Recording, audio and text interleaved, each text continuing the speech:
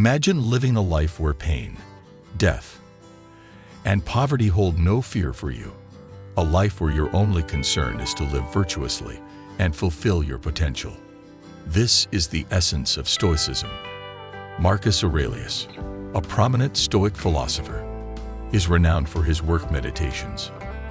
The concept of being a great person might seem abstract, but Marcus is one of the most deserving of this title in history. This isn't a self-help video, but the philosophy Marcus introduced can address many contemporary issues. I aim to show you how to understand his teachings. Let's explore the historical context.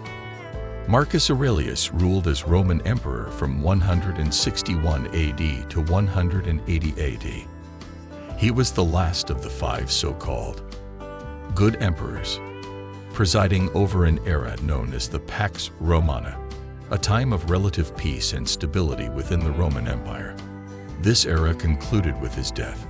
During his reign, Marcus faced numerous challenges that tested his Stoic resolve, including the Marcomannic Wars, a series of conflicts against Germanic tribes, and the Antonine Plague, a devastating pandemic that significantly impacted the empire. As emperor, Marcus was the most powerful man in the world, with the Romans having little concept of territories beyond their empire. He essentially ruled the known world. Despite this, Marcus chose a path of virtue. The life of a Roman emperor was synonymous with hedonism, indulging in money, sex, wine, and other pleasures. Any vice imaginable was within Aurelius's reach, as he was unrestrained by money, law, or custom. Despite having limitless temptations, Marcus chose to lead a life of virtue.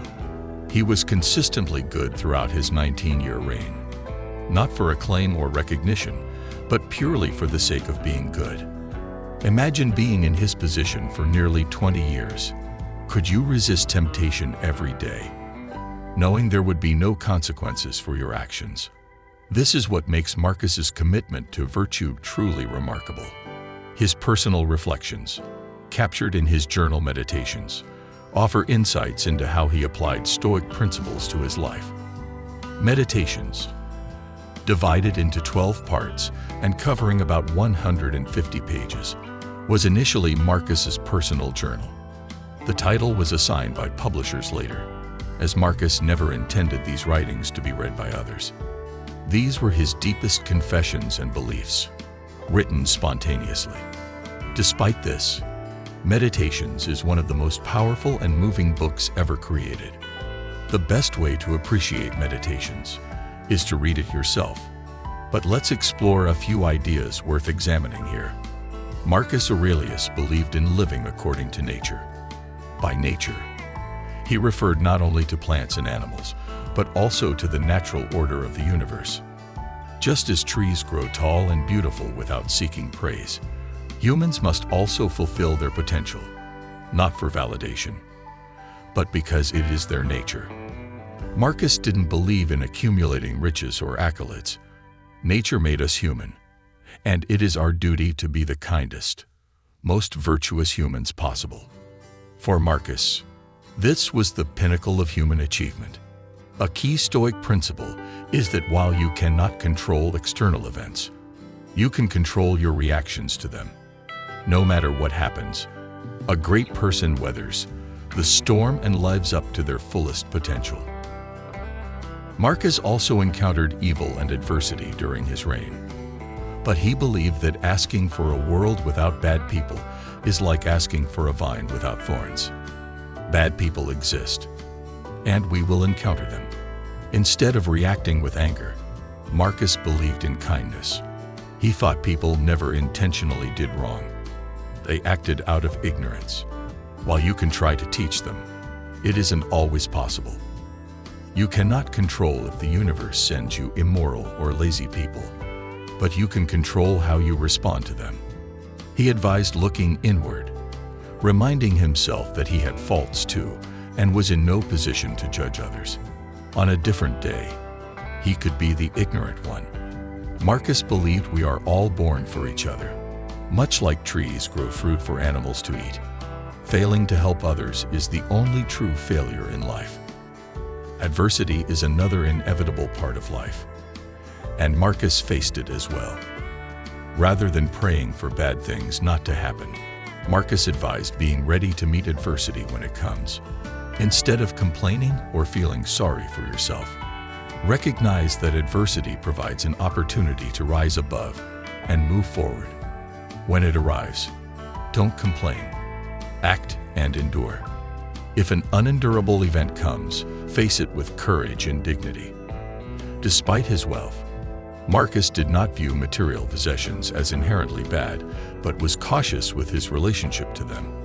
He could have had anything: money, houses, art, or wine. But he chose not to dream of physical things, recognizing their fleeting nature.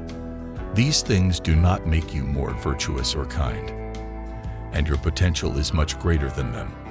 Marcus spent considerable time contemplating death, viewing it as a natural part of life. His views were simple.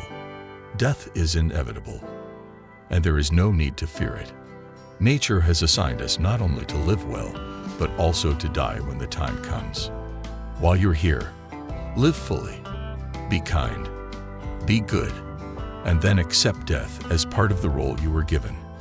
Stoicism teaches that true wisdom and virtue come from living in alignment with nature, focusing on what we can control, our thoughts and actions.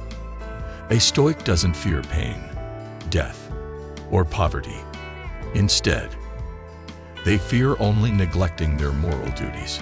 Marcus Aurelius once said, "The best revenge is to be unlike him who performed the injury." One notable example of Marcus's Stoicism is his reaction to the betrayal of his general, Avidius Cassius. In 175 AD, when Cassius declared himself emperor and led a rebellion, Marcus could have sought revenge. Instead, he remained calm and focused on the well-being of the empire.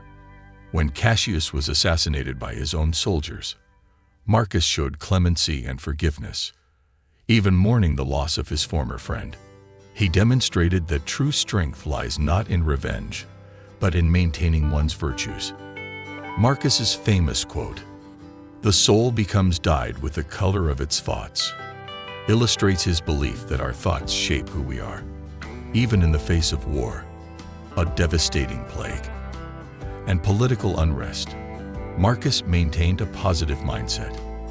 He engaged in daily self-reflection, focusing on virtues like courage, patience, and wisdom, helping him lead with integrity. Another of his well-known quotes is, "Waste no more time arguing about what a good man should be. Be one." This is reflected in how Marcus acted during the Antonine Plague.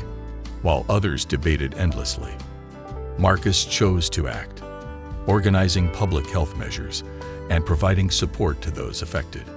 His actions demonstrated his commitment to Stoic principles: duty, resilience, and the common good.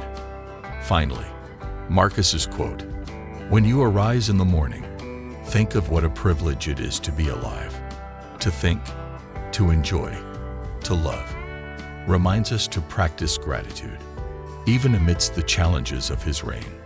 Marcus found moments of joy and gratitude in life's simple pleasures, enhancing his ability to lead with calmness and focus.